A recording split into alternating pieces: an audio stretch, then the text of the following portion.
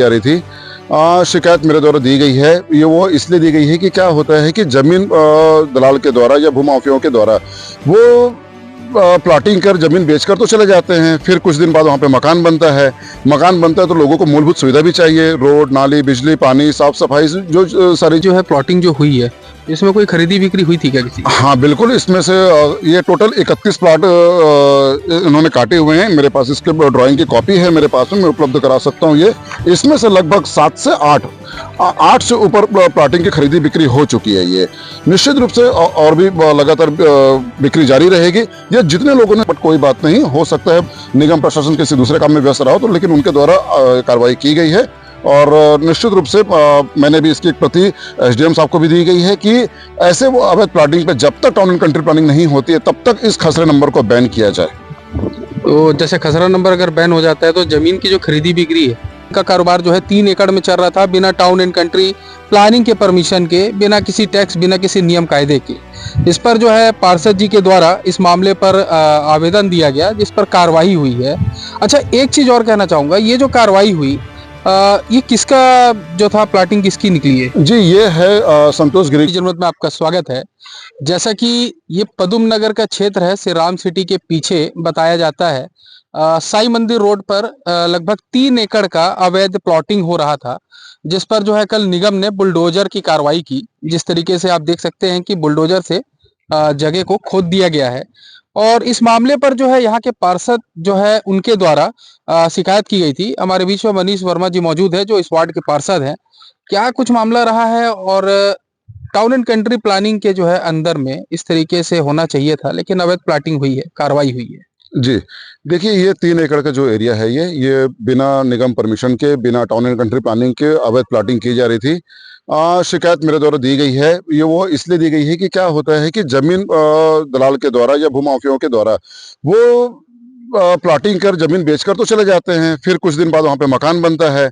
मकान बनता है तो लोगों को मूलभूत सुविधा भी चाहिए, रोड, नाली, बिजली, पानी, साफ सफाई, जो सारी जो चीज़ें, जो आवश्यक चीज़ें हैं, वो उनको चाहिए। वो गलती उसमें क्षेत्र की जनता की भी नहीं बोल सकते। अब वो तो देखे, प्लॉट लिए, अपना घर बनाए और बसना चालू कर दिए।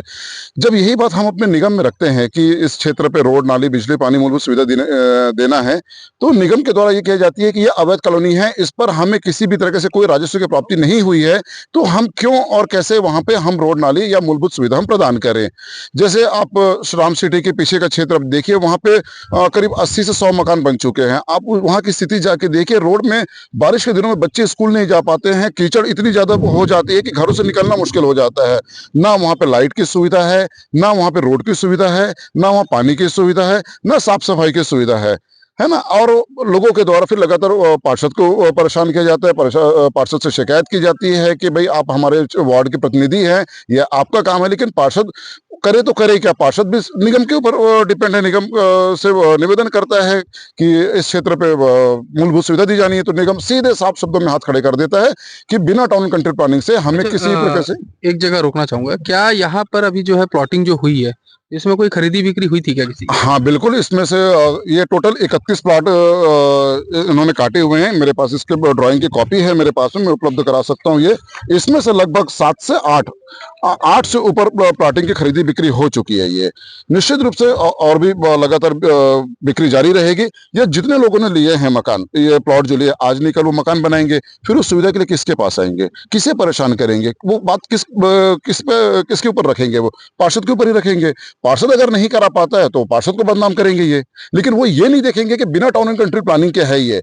जमीन दलाल अपने थोड़े से पैसे को बचाने के लिए, लोगों का कहना ये गलत बात है कि परमिशन नहीं मिलता। आप पूरे पेपर लेके आइए, मैं town and country planning office में जाके देखा हूँ, पता किया हूँ मैं। आप सारे पेपर लेके जाइए, आपको परमिशन मिलेगा, उसमें से बकायदा दी जाती है। ऐसी कोई बात नहीं है कि उसमें परमिशन नहीं मिलता वाली बात नहीं है। अच्छा, निगम प्रशासन के द्वारा जो कार्रवाई की गई है, उसके बाद क्या अवैध प्लॉटिंग पर रोक लग सकती है? देखिए, मैं एक जनप्रतिनिधि होने के नाते मेरे क्षेत्र पे जो हो रहे हैं अवैध प्लॉटिंग के लिए मैं लिखित शिकायत दिया हूं कलेक्टर महोदय को। कलेक्टर महोदय ने तत्काल संज्ञान में लेते हुए मेरे सामने उन्होंने निगम आयुक्त को मेरे आवेदन की कॉपी उन्हें व्हाट्सएप की है कि तत्काल इसमें कार्रवाई की जाए। ये 4 तारीख को मैंने आवेदन दिया था। हालांकि कार्रवाई तो पहले हो जानी चाहिए थे, बट कोई बात नहीं, हो सकता है निगम प्रशासन किसी दूसरे काम में व्यस्त रहा हो, तो लेकिन उनके द्वारा कार्रवाई की गई है। और निश्चित रूप से मैंने भी इसकी एक प्रति एसडीएम साहब को भी दी गई है कि ऐसे वो अवैध प्लाटिंग पे जब तक टाउन एंड कंट्री प्लानिंग नहीं होती है तब तक इस खसरे नंबर को बैन किया जाए। तो जैसे खसरा नंबर अगर बैन हो जाता है तो जमीन की जो खरीदी बिक्री है उस पर भी कुछ समय के लिए पाबंदी लग जाती है। बिल्कुल बिल्कुल, उसमें भी कुछ समय के लिए पाबंदी लगेगी। जब तक प्रॉपर वे पे वो टाउन एंड कंट्री प्लानिंग की कॉपी नहीं लेके आते तब तक उस खसरे नंबर पे खरीदी बिक्री नहीं की जा सकती। अच्छा, अक्सर देखा जाता है कि दुर्ग भिलाई सहित भिलाई चरोदा सबसे ज्यादा भू माफियाओं के नजर में रहा है, क्योंकि ज्यादातर अवैध प्लॉटिंग के कारोबार जो है भिलाई चरोदा में रहा और कई बार जो है भिलाई चरोदा निगम के द्वारा उन पर कार्रवाई की गई। जिस तरीके से यहाँ पर 3 एकड़ में बताया जा रहा है कि अवैध प्लॉटिंग का कारोबार जो है 3 एकड़ में चल रहा था, बिना टाउन एंड कंट्री प्लानिंग के परमिशन के, बिना किसी टैक्स, बिना किसी नियम कायदे के। इस पर जो है पार्षद जी के द्वारा इस मामले पर आवेदन दिया गया, जिस पर कार्रवाई हुई है। अच्छा, एक चीज और कहना चाहूंगा, ये जो कार्रवाई हुई ये किसका जो था, प्लाटिंग किसकी निकली है? जी, ये है संतोष गिरी गोस्वामी की है ये प्लॉटिंग है ये।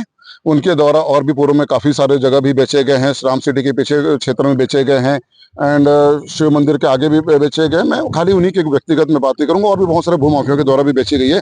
लेकिन ये जो जमीन है ये संतोष गिरी गोस्वामी के जमीन है ये, जिन्होंने इसको प्लॉटिंग किया है।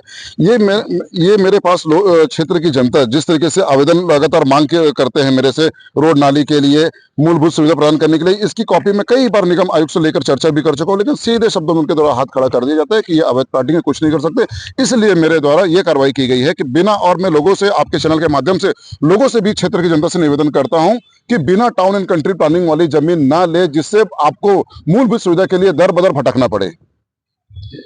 जैसा कि बिना टाउन एंड कंट्री प्लानिंग और बिना डाइवर्सन कराए ही प्लॉट का जो है खेल और कारोबार चल रहा है, जिसको लेकर के शिकायत हुई, शिकायत के बाद कार्रवाई हुई। अगर इस तरीके से अगर अवैध प्लॉटिंग के आप भी अगर कहीं शिकार होते हैं तो तत्काल इसे कलेक्टर में शिकायत कर सकते हैं, जिस पर तत्काल एक्शन लिया जाएगा। तब तक के लिए बने रहेंगे सीजी जनमत और पवन मिश्रा के साथ।